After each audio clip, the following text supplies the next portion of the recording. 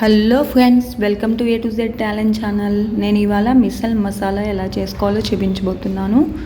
అది మహారాష్ట్ర స్టైల్లో ఎలా చేయాలో చూపిస్తున్నాను. ముందుగా స్టవ్ వెలిగించుకుని బాండీ పెట్టుకుని వేడెక్కిన తర్వాత 1/2 టేబుల్ స్పూన్ మిరియాలు, చిన్న చెక్క,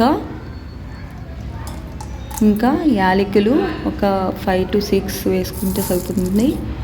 2 టేబుల్ స్పూన్ జీలకర్ర,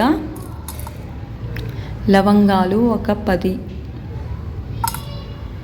మరాఠీ మొగ్గ, ఇంకా ధనియాలు 4 స్పూన్లు వేసుకుంటే సరిపోతుంది.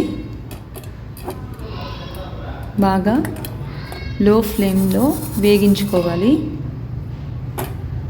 ఈ మసాలా 2 నుంచి 3 నెలల వరకు బాగానే ఉంటుంది. ఎప్పుడు కూడా లో ఫ్లేమ్లో వేగించుకుంటే మసాలా దినుసులు మంచి సువాసన వస్తాయి. అలాగే రెడ్ చిల్లీస్ యాడ్ చేయాలి. ఒక 6 to 8 చిల్లీస్ వేసుకోవచ్చు.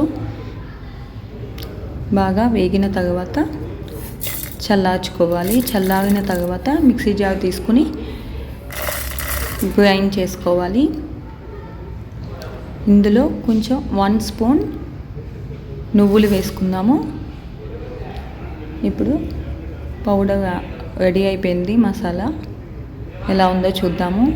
వెంటనే బాక్స్లో వేసుకోకూడదు. ఇది చల్లారిన తర్వాత మాత్రమే స్టోర్ బాక్స్లో స్టోర్ చేసుకోవాలి.